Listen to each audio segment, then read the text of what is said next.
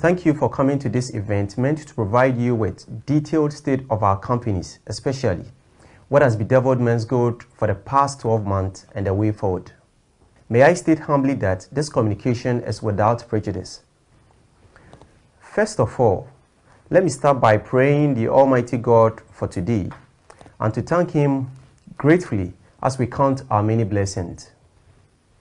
Let me also take the opportunity to thank the government of Ghana, Ambassador of Ghana to the United Arab Emirates, His Excellency Al-Haji Ahmed Ramadan, for the consular services extended to me during my 8-month detention in Dubai.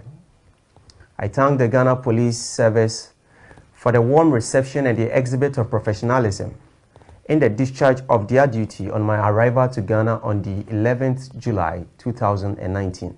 I express my greatest form of immense gratitude to the ruler of Dubai, His Royal Highness Sheikh Mohammed bin Rashid Al Maktoum. In his gracious name, the Dubai prosecutions and the Dubai court exhibited the highest form of integrity by upholding the rule of law, handing me justice before the Dubai First Instance and the Superior Court in the case number 68807/2018, an acquittal and discharge. May Allah, ever merciful, ever compassionate, bless and prosper Dubai forever. Allah Kareem. I owe an immense debt of gratitude to the people of Ghana, our legal team abroad and in Ghana, led by Mr. Kwame Boafo Ekufu, my brother and my good friend, who has been resolute, exhibited loyalty and courage in the face of adversity, exhibiting his service and commitment to nothing but the law. Today, I cannot forget to bless the over 1,000 staff of Men's Gold, Xylophone Media, Brew Marketing Consult, and all our companies in Ghana, as well as our families for the unwavering support since the unfortunate event of the past few months. To you all I say, you made a good choice, which will be well rewarded by God Almighty. Especially Mr. Kwame Boafo Ekufu. Like the biblical Moses, you chose to side and share in the affliction of God's people instead of enjoying the temporary pleasures of sin. Thank you so much, sir. I also reserve my highest gratitude to our cherished Men's Good customers for their continued support, encouragement, loyalty, and prayers through the trying times. Thank you. Even though I'm still receiving the much-needed medical attention, swellings, that is blood clots in my pelvic region and knees with excruciating pain following a past surgical procedure due to my well-publicized long 9-month detention in Dubai and Ghana. Regardless, I deem it very fit to make this address to the general public, especially to Men's Gold customers in a bid to keep them abreast to the ongoings. Men's Gold Ghana Company Limited is a licensed, reputable Ghanaian gold dealership firm with 5 years of impeccable and enviable service delivery and gold trading record. It would interest you to know that in the last 5 years, Men's Gold consistently met the demands of its customers, suppliers, and foreign partners who do business with us. But for the force majeure, the regulatory questions raised by the Bank of Ghana and the Securities and Exchange Commission, regulatory intervention of which we respectfully contested and is still before the Ghanaian Court of Law, a question of statutory interpretation as to whether or not the trading of gold collectibles or jewelry and the return of monthly profit on same to traders is deposit taking, deposit mobilization, activity, or trade in securities. As to whether or not the exports of tons of gold doré bars of very fine percentage purity, with many evidence of inflows and forex via the Bank of Ghana, is a Ponzi scheme. Praying the just and august Ghanaian court to make consequential orders to repair Men's Gold damage, if any. Ladies and gentlemen, Men's Gold got very successful with its gold dealership business, resulting in the buying of gold, export, and the produce of fine gold collectibles, jewelries. To satisfy the domestic market an innovative drive in adherence to the government's campaign for Made in Ghana goods. We saw the need to embark on a drive for international expansion in a quest to broaden our market share size. We saw the opening of some international outlets in Madrid, Spain, London, the United Kingdom, and Lagos in Nigeria. The famous shutdown letter landed our business, staff, customers, and shareholders a catastrophic blow, which sadly led to many very horrific occurrences that brought untold economic hardships to our families, our dear customers, and the staff body of all our companies, many of whom are customers too due to the reputable nature of our business. To you all who suffered various degrees of upset, being it directly or indirectly, we share equally in your pain. With God on our side, we shall soon change this sad men's good tale to a very happy narrative, as I grasp a resolve now to drive men's good from good to great. The men's good product line that has been questioned is one that is just an act of innovation characterized by most businesses worldwide. We sought to build a word processor out of a typewriter in our line of business, with the hope of being encouraged to create wealth in the face of globalization.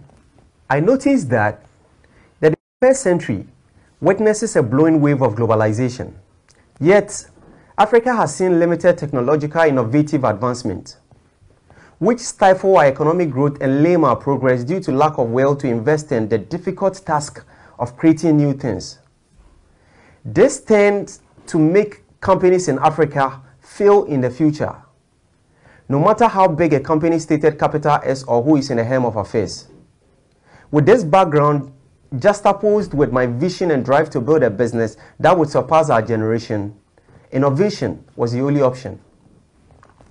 As it turned out with the cease and desist directive from the Securities and Exchange Commission, the need arose for us to mobilize company assets, especially outstanding payments due our company from several companies and individual buyers in several countries, particularly in the United Arab Emirates, Dubai specifically, to meet the payment obligations owed to men's good traders or customers and other business associates.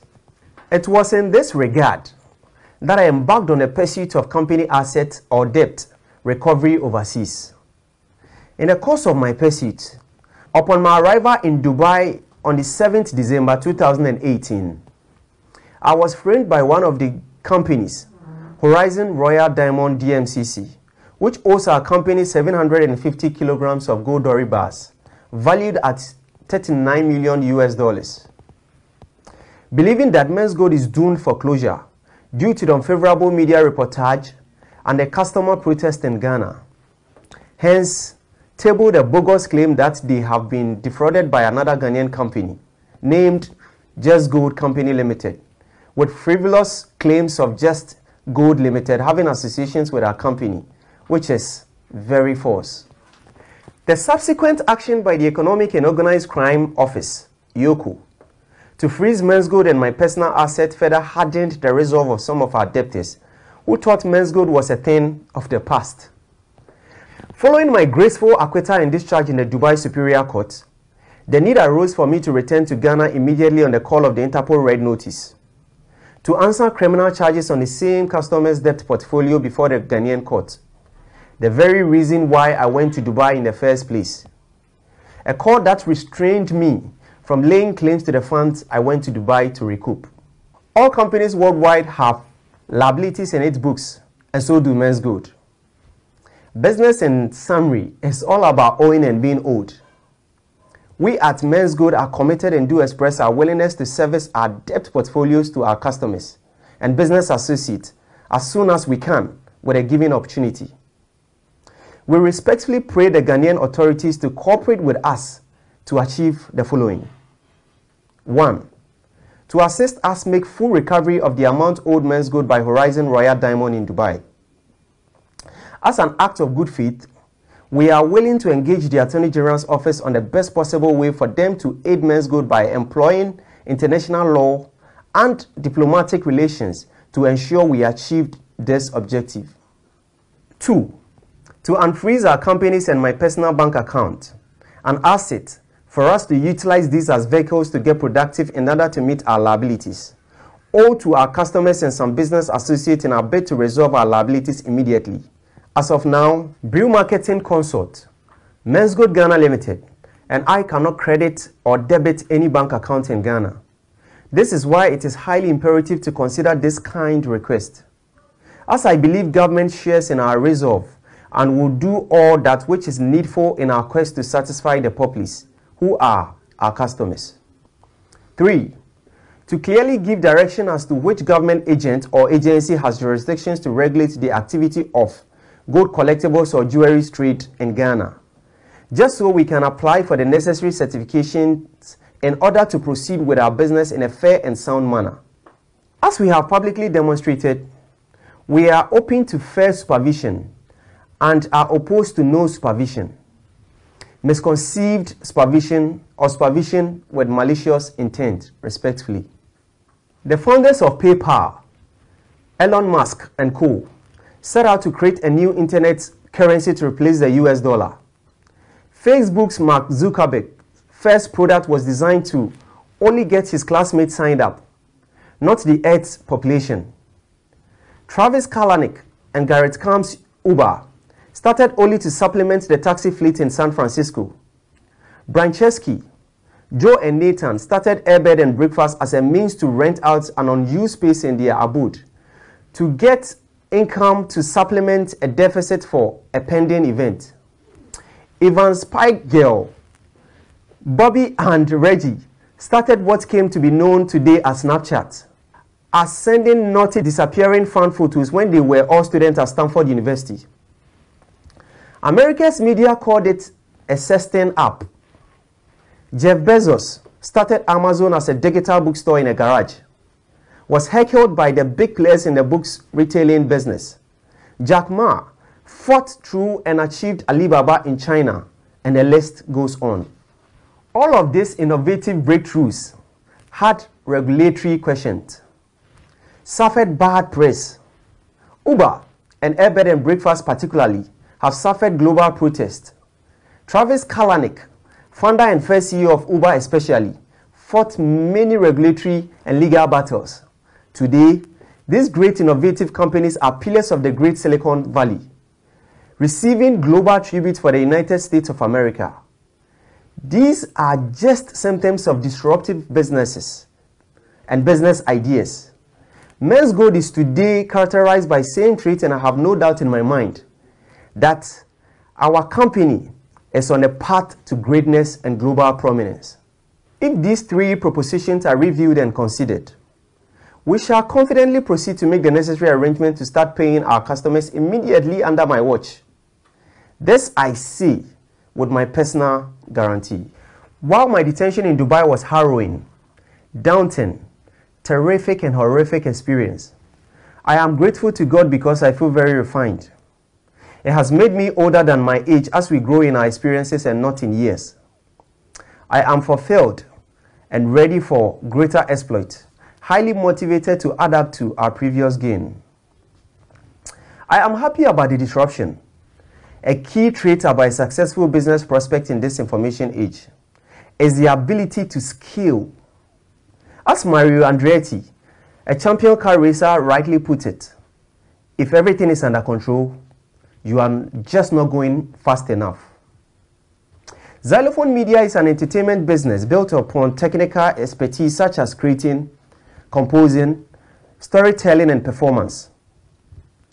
It's also built on innovation just like Men's Good, employing technology to develop new breakthroughs in art, traditional and digital media products. Tomorrow would witness a xylophone media that can be described as a multifunctional media in the digital space, which would cater for a wide variety of international interests and needs. It would comfort you to note that Xylophone Media is not just another media firm. We are a media and art technology company. Our competitors are not in Ghana. They are far away in the Silicon Valley in California. To you I say, ants that unite can beat an elephant. Admittedly, we have made some pretty good losses. We are happy about our laws having been a disruptive art and media business. We wear our laws as a badge of honor. Our laws depict our grand ambition. By natural law, you have to go through a thunderstorm to see the rainbow. Our eyes are still set on the colorful rainbow. We shall succeed. Brew Marketing Consult Company Limited is a marketing company, a commodity broker of a sort, which works for commissions by merchant selling and buying leads. I encourage companies worldwide with marketing needs in Ghana and in Africa to take advantage of Brew Marketing's great professional marketing prowess, as the company did for Men's Good, resulting in Men's Good's mighty growth. To the staff body of all our companies, I couldn't have been more proud of you for standing resolute in the face of adversity. I encourage you to continue to stand strong as we navigate the path of soon meeting up to the demands of our cherished customers. To our Men's Good customers, we note that you have experienced an increased level of anxiety and concern, but have been extremely understanding and patient with us through these trying times. We continue to recognize and respect your sacrifice. Please remember that your patience and support for us is not an entitlement, but something we earn by the way we worked with you diligently over the past years. I can assure you that it would pay off favorably soon.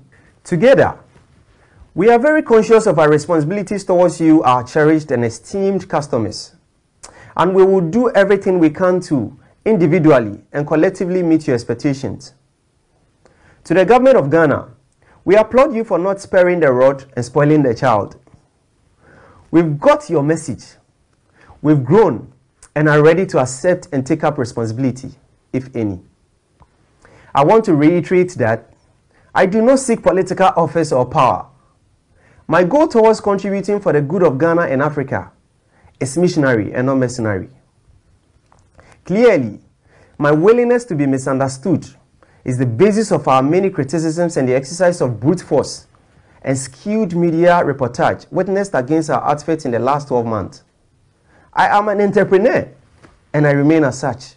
Last but not the least, to the many Ghanaian and African youth, as well as the aged who believe in me and the NAM mission, we shall continue to contribute to those in authority for the creation of new Ghana and new Africa for the new Ghanaian and the new African in the new African socio-economic front. I am well aware that many of you crave for African prosperity. To you, all I ask. The Egyptian who conceived the idea of the pyramid and actually built it is an African. Had same natural abilities we have, with less access to information than we do today, yet succeeded in building not just one pyramid, but three, if you like, several. Which African would build the next Egyptian pyramid? Thank you so much for coming. Thank you all. Ghana shall prosper. Africa would be great again. God bless you all. God bless Ghana and make our nation great and strong.